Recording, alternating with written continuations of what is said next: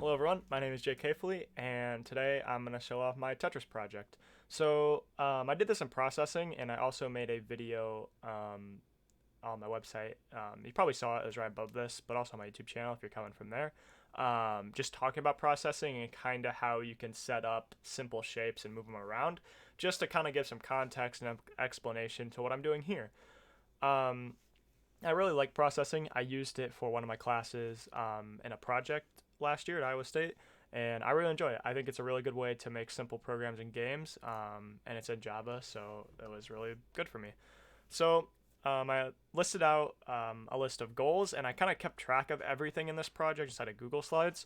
I really like doing this because I felt like it helped show myself the progress I was making, kind of keep track of things, but also it's gonna kind of help me keep from going on side tangents and kind of keep this video with direction because it kind of has the whole path of this project. So I'll probably just go through every section and talk about the goals, what I learned from it, and just kind of show off like a picture of it, which with this game is kind of hard to show off because at some point it turns into the blocks moving and being stored, but there's still screenshots throughout just so you get an idea. And you can also demo the game on my website. It'll be above these videos if you haven't seen it. It's not on mobile, so you have to be on a computer to play it, but it is functional. So my project goals, I wanted to recreate a version of Tetris that has this kind of cell grid for tiles.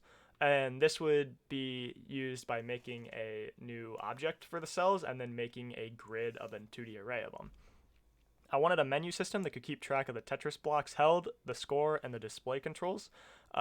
This menu system would be mostly just rectangles and strings displaying the UI, but it would kind of work hand in hand with the grid to display the game. I also wanted to implement some form of inheritance to reinforce Java teaching. This was done through making the blocks because I made an abstract class for the blocks, and I kind of wanted to practice using that because it made manipulating the blocks inside of my main program a lot easier. Um, I also wanted and well needed to implement player controls, and I decided on using WASD since that's a pretty standard input system for keyboard games, or games with keyboard controls. And I also wanted to implement a start, pause, and game over screen so that when you're playing it on my website, it you could pause it if you wanted to read a little more about the project or maybe see talk about or just kind of maybe look more into like the code or see how what's actually functioning where, and it just made it so it felt more like a complete game and not just like an application you'd kind of start and then have to exit. So that was good. And then I also implemented a level counter, or I wish to implement a level counter so that the in the menu so the games get faster and harder as you play. So this is just kind of the mechanic of Tetris where for every however many lines you clear, your level goes up, and every time your level goes up, the amount of frames between the blocks dropping gets shorter and shorter, so then the game gets faster. I also wanted to make the resolution a decent size so I could embed it into my website. So that was one of the first things I did, which I made the resolution 640 by 640 pixels, and that worked out really well for me. I'm glad I picked that. So you can't really see it here, but I have a layout of the kind of the plan. I ended up inverting the next block and the held block over to this side, and the score, the level, and the lines over to this side, and the controls. I don't really know why. I think I just I I planned this out and then I just like drew it the other way. I don't think there's any reason. It doesn't really matter. I think just the basic idea having the game in the middle and all the other information that the user would need to play the game on the sides was just kind of the general idea because I didn't want the game to be too huge, so I tried to make it in this kind of condensed square where you could read it all well, even though it wasn't super big. So in every section, I made a list of goals and I highlighted them red. And then when I finished them, I highlighted them green. So for section one, some of the goals were make an app open up with a blank window and find a good resolution. So if you saw my other processing video, this could be attributed to in setup adding the size function. So if you look over to the left here, highlighted, you can see size 640 by 640, which is that screen resolution. And this was one of the first things I did. And then I also wanted to find a good color scheme and text options to make it easy on the eyes. I ended up just settling on like this kind of dark gray format so the Tetris blocks would pop more, and also the rest of my site's pretty colorful with red and yellow, so I thought something a little darker might work well with that.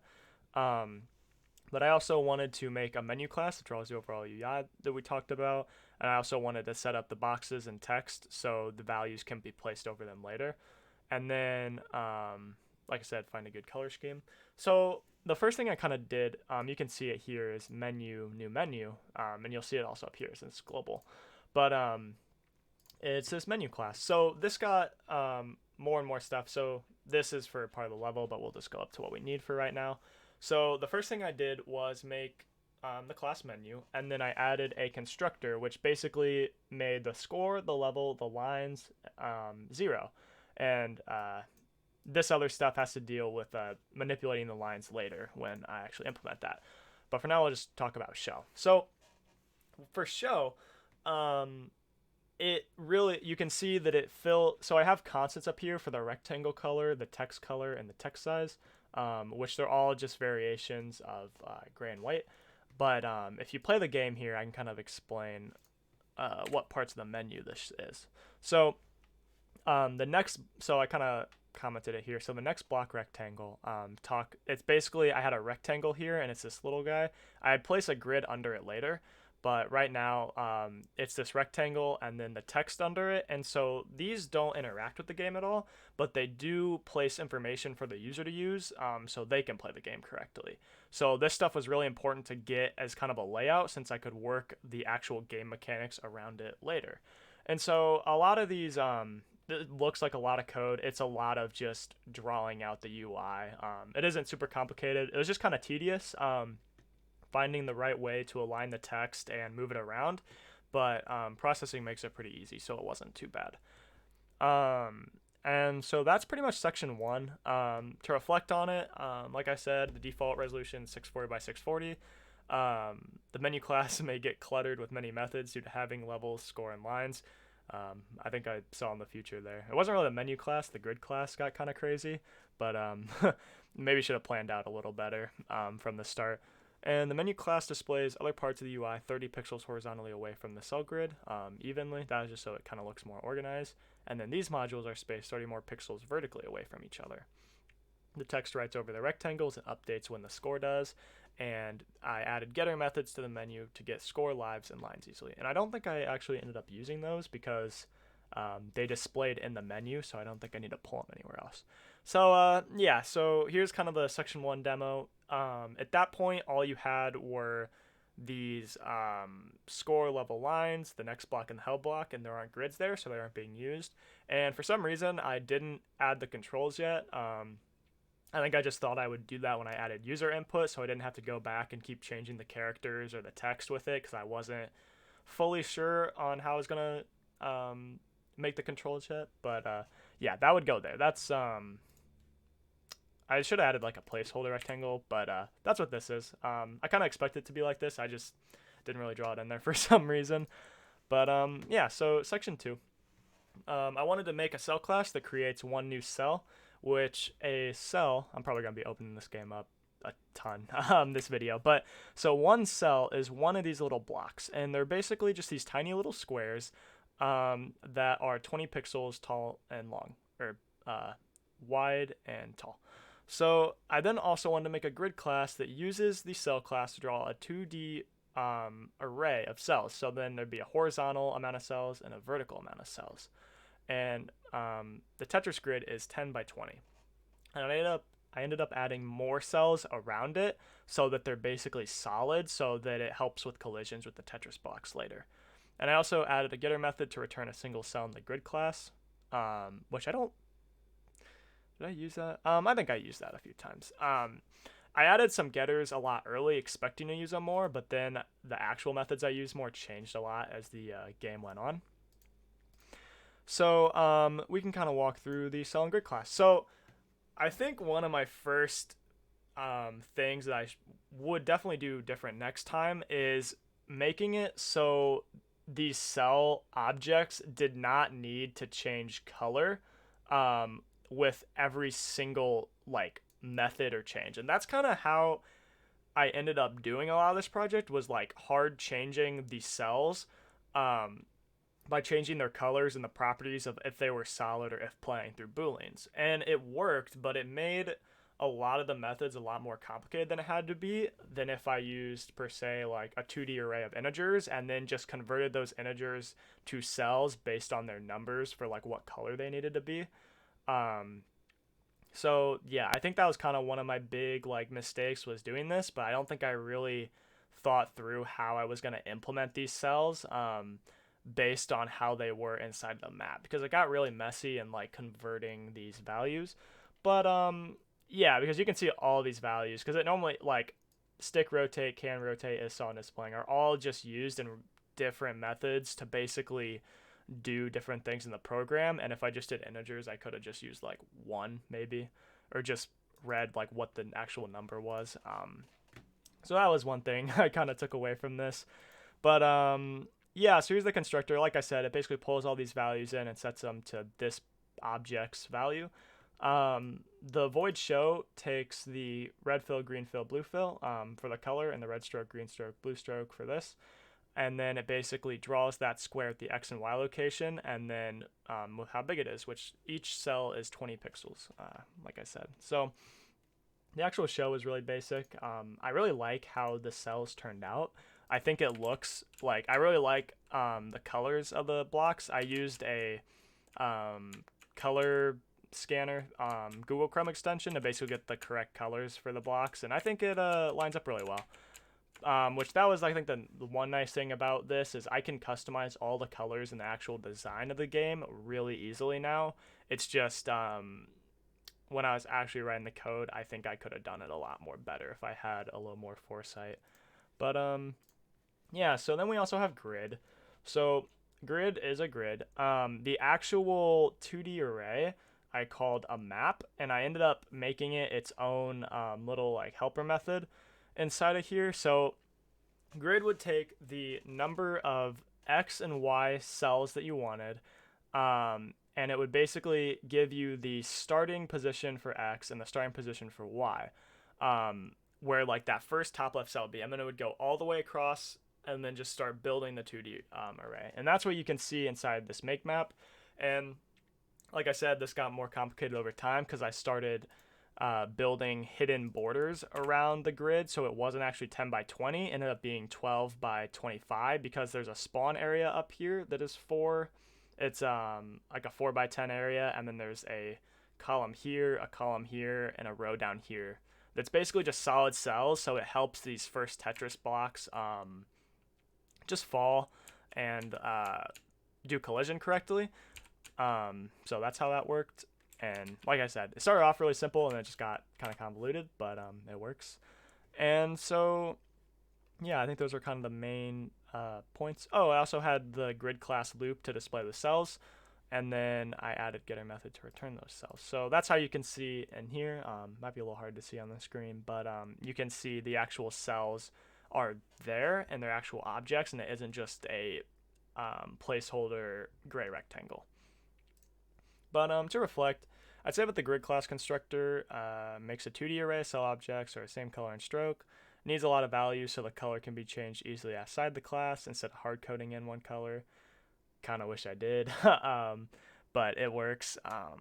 2 for loops will be used heavily in this class for constructor and for showing the grid. Yeah, so every method inside of this grid file is basically has some sort of like 2D for loop just so it can, or 2 for loops so it can go through the whole 2D array, which is definitely needed because that got very complicated. And so if you don't know how 2D arrays work, basically you make a array, which is a list, and you make a list in a list so it can basically act as this kind of grid. And so to get all the values, you have to do a loop across and a loop down to basically get every single value. And then you can do conditional checks, so you can see, oh, well, what if we want to find the cells that are solid or the cells that are currently falling down or playing. And so that's kind of my bread and butter of this project. I manipulated the cells a lot just to do what I wanted.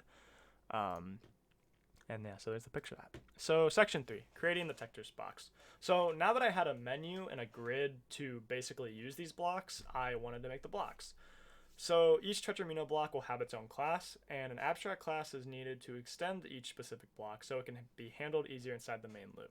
This is something that I was really happy with how it turned out. I really liked how I used inheritance here because I think it really did make manipulating the blocks a lot easier on me.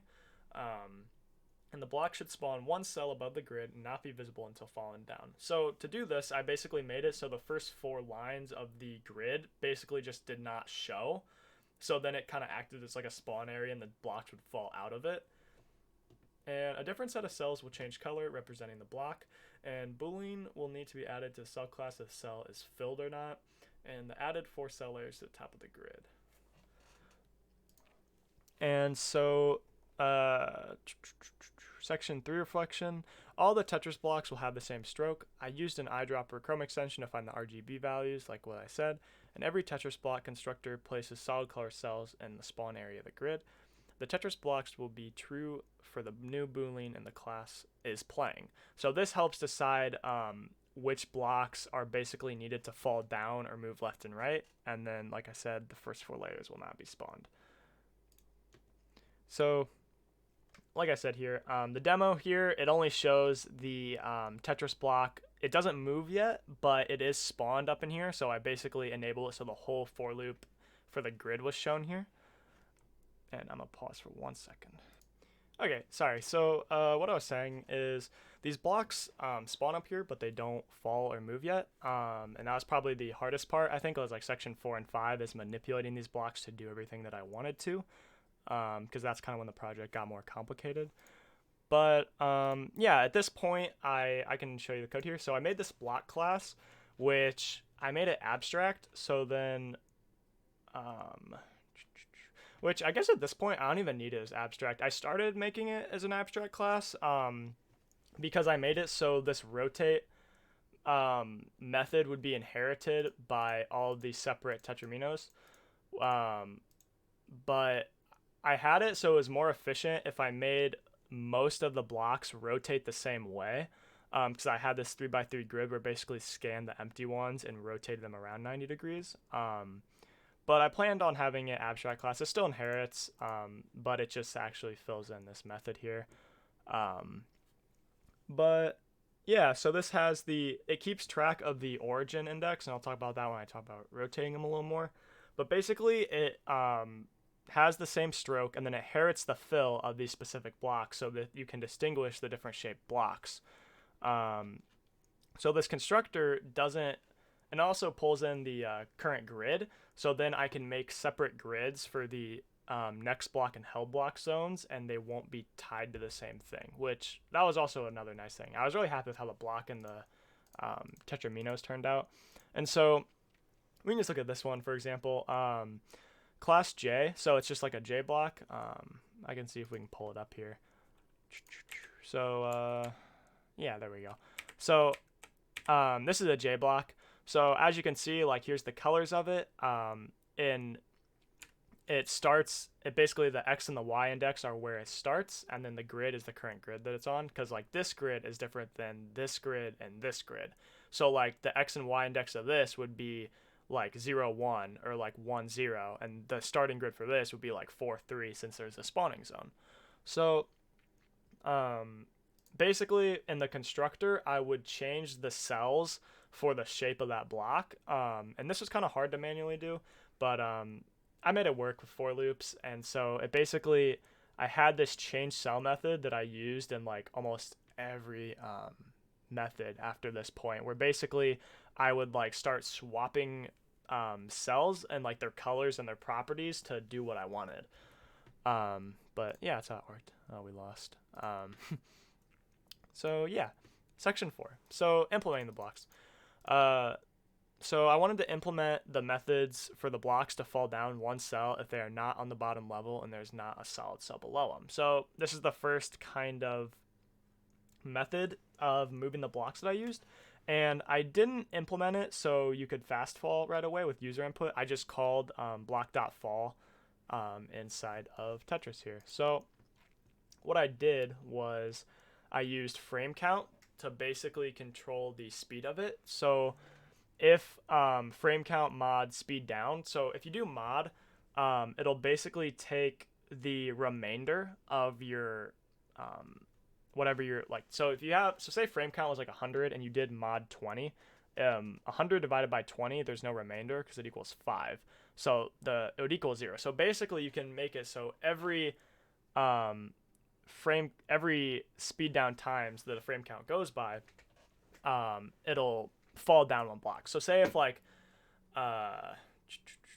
so like I think speed down, it ends up getting tied to the lines, but frame count will basically just like count the whole frames of the game, so it'll go up and up and up and up and up. But because you use mod and not dividing it by to find equal to 0, it'll always have that remainder be equal from like 0 to whatever this number is, so then you can count that many times.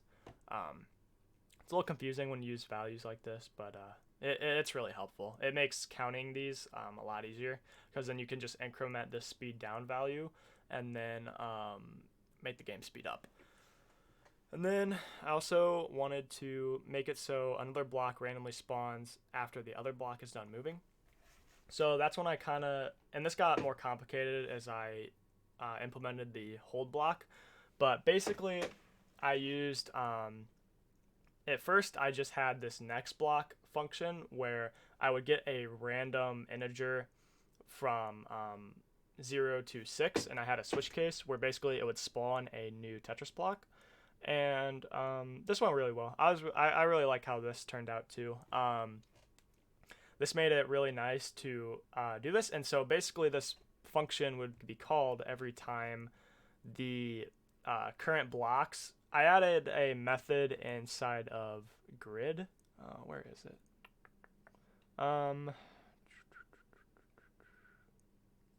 Oh yeah, so it's called current block, or no, yeah, it is inside block. It's called hit solid. So basically, it checks if the cells below it are solid, and if they are, then it's a boolean. So then this will pass, and you basically increase the score. You clean. It's called grid.clean playing. It basically erases the current blocks from being played, and then it calls the next block, and then it resets next grid. Oh yeah, so. This gets kind of into displaying the next and the held, but basically it resets the next block that's being displayed into whatever is randomly next, and then it shows the next, and it generates that one. But basically this is how it's used to get new blocks and to kind of keep that going. I also wanted to create basic user input with keyboard. We can get down to that. So kind of like I talked about in my other processing video, I use that with key pressed and key released. So how this works is normally in processing, if you want a user input, you have to use key equals whatever the character is. But the problem with that is you can only use one key at a time. So to get around that, they made key pressed and key released, where basically if key equals W, then you can make these Boolean values, which they're at the top of here. You can see them all here. So I basically put these all in a line since they were the controls. And I made it so the keys would, when they're pressed, they're set to true. So then I could do if checks. So if rotate, so if you hit that W key and rotates true, then you can trigger the rotate methods for the blocks, or move from moving left or moving right. And it makes it so you can hit multiple keys at the same time.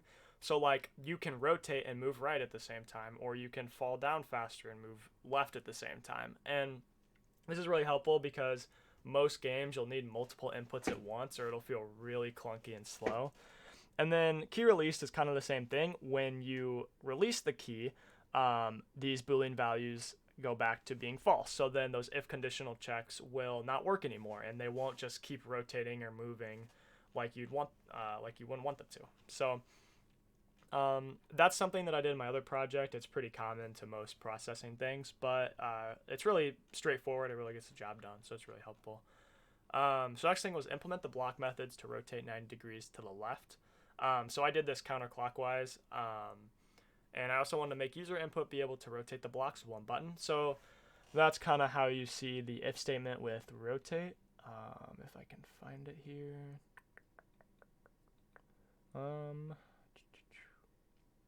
Oh yeah, okay. So here's when you move right, which I haven't gotten to that part yet, but I can just explain it now.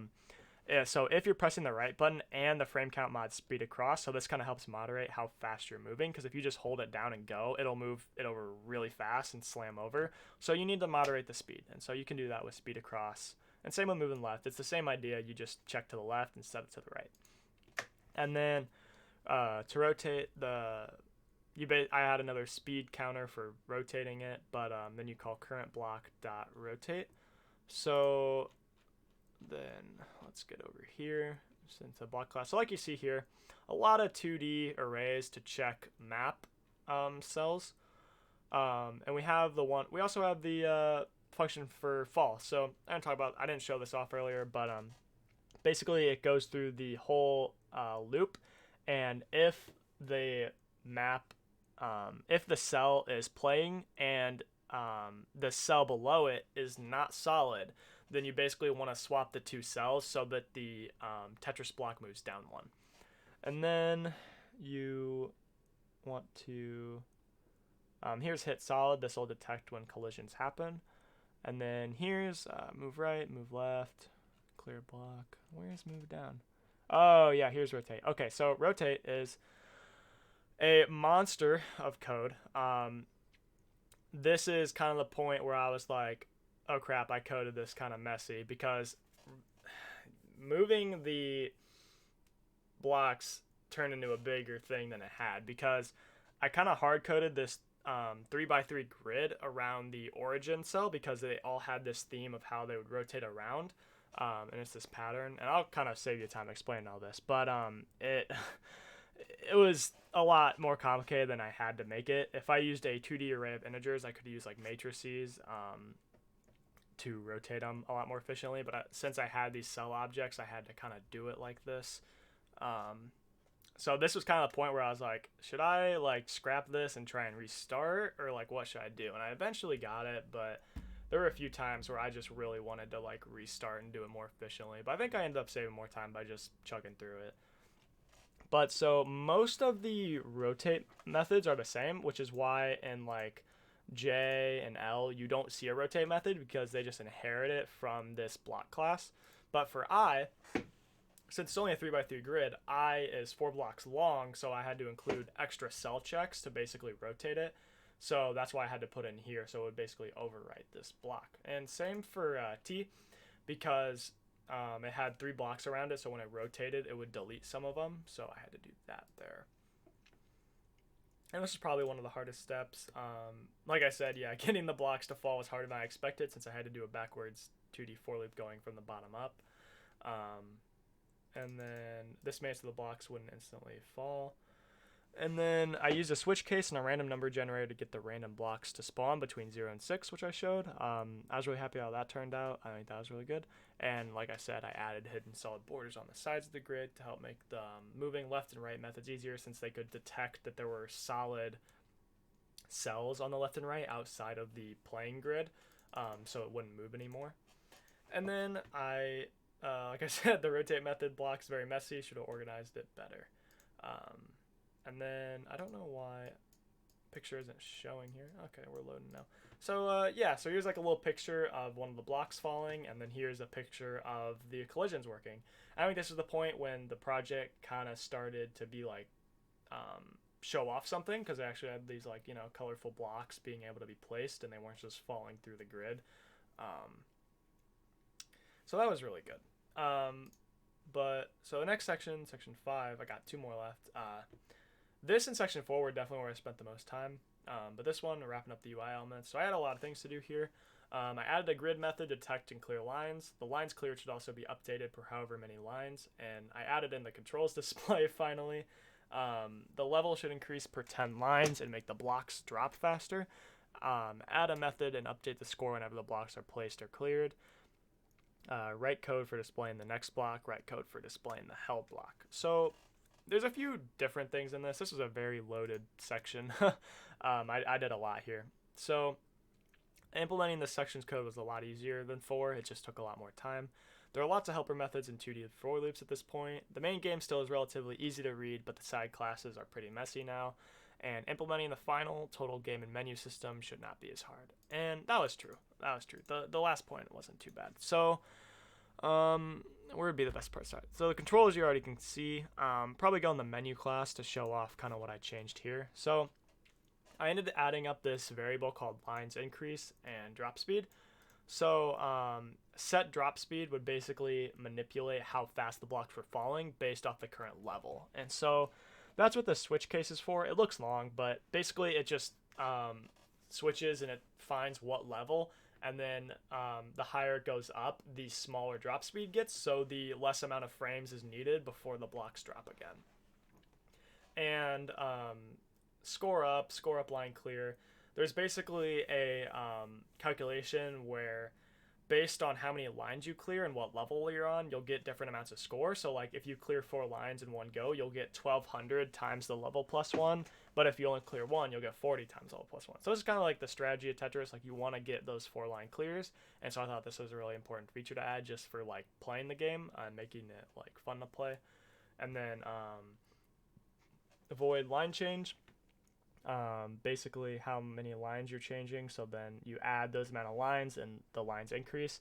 So then if line increase is divided by lines per level, it's greater than or equal to 1. So basically saying if you have at least 10 lines, I think lines per level should be 10 here. Yeah, that's 10 because it is in most games. So if you have 10 lines cleared, then your level goes up and you set the drop speed because your drop speed could be changed now, and then you decrease this amount of lines from lines increase. So then you can basically check so it goes up the same amount of lines for the next time. And this stuff was pretty easy to implement inside a menu. And same with inside the main game. I think displaying it right in the code for the next block and the held block were a little trickier, kind of the last hard thing I had to do. So what I did was, if you play the game, you'll notice that unlike the other versions, I have these little grids here. So I actually made a 4x2 grid that were placed under these rectangles, and they don't interact with this grid because they're a whole new object. But it kind of worked in my favor because then I basically kind of had these as like little displays, but then I kept track of int values for the current block, the next block, and the held block. And since I had these switch cases, these integers were between 0 and 6. And this is kind of what I wish I did with like using the 2D array of integers. So I kind of started to implement that here, and I actually had a pretty easy time doing that. So next block, I ended up making it so you'd pull in a value and it wouldn't be random. This would be because you would randomly generate the next block instead at this point. So then like you see next block after, it generates a random number here to make it. And then it updates this next block value, so then it can be used to swap places with next block and held block. And so then some code was needed to basically wipe and generate these new blocks whenever a collision happens. So I made it so held block value equals or checked it. What am I saying? It was equal to -1 at the first. Basically on setup at the start of the game. So then, because there's kind of two different states to this, to where because at the start of the game there is no held block in here, so you don't need to swap it with this. But at this point, when a block is held, you do need to swap it with another. So I made it so the first time, basically you just put your current block in here, and then you pull the next block, and then it generates. But then after that, I have it so that the current block and the held block switch positions and draws. And then I basically reset the maps, and then I still generate a new block.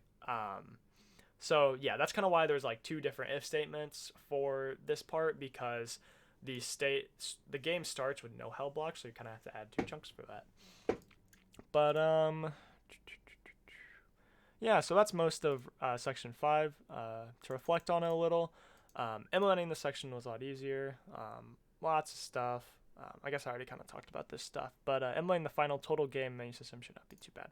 So yeah, at this point I showed a picture of the controls, and then I have the little grids for the held next block like you see in the game. And so last part, game states. So I did this in my other project, so I wasn't too worried about this. I wanted to make a condition to check for when the game's over, make a start screen that offers the start and show controls. I ended up not showing the controls since they were on the sides of the original game anyways. And then I wanted to make a pause screen, and I wanted to make a game over screen. And I didn't end up offering score and stats since you could see that on the sides when the game's over. So it kind of did that, but I just didn't add it in the direct menu. Um, so let's see here. So I'll just reflect on it a little. I moved the different game states into void functions inside of main. So that's why you can see like void state pause, state over, void state playing, void state start. So basically my draw is only the switch case, and then whatever state that it's in, it goes into that void and just keeps looping it. And then inside of these methods are when I check, should I pause, should I resume, is the game over, and I have all these different checks, and they're pretty straightforward. I have a if check in grid to basically see if the solid cells are at the very top of the playable grid, and if it is, then if that boolean will pass, and then you'll basically enter the game over state. Or if you press the pause button, then you'll enter pause state. And then in these different states, I basically have a new menu be shown over the current game. So the current game isn't moving, but it kind of simulates like being paused or game over. It isn't just like a fresh new screen. So that's where you see like the show start, because like at show start, this is the only thing that's showed. But then say you press Q, now you're in the playing state. But then if you press F for pause, then you're in this pause state. So then you still see the regular menu drawed, and you see this, but the regular draw loop is not showing, so the game isn't actually being played. So then you can like resume, and then I'll just lose the game here so you can kind of see the game over screen. It's very much just like the other ones. It says game over. You can press Q to restart or F to exit. And so that's how you kind of get into like the playing loop of this game. And so all these states are interconnected, and so they always have a way to keep continuously playing the game or manipulating it. But yeah, so that's most of the game. At this point, I was really happy with how it turned out. I was really excited seeing this product finished. Talk about some maybe key takeaways here. I wish I planned out the later steps of the project better earlier. I mentioned that a lot in this video. I think it was kind of the main thing I'm going to take away for doing other projects like this in the future. I got a clear idea of how I wanted to use each class, just not how they inherited. This kind of applies to like the grid and the cell class, because like they didn't extend on each other and use direct inheritance, but like I don't think the grid class was directly needed. It was, I mean, if I use like integers and manipulated it better, I think I could have done it with a lot less code. With like I said, and then I didn't do any background research for making this game beforehand, just to see how much I could do on my own.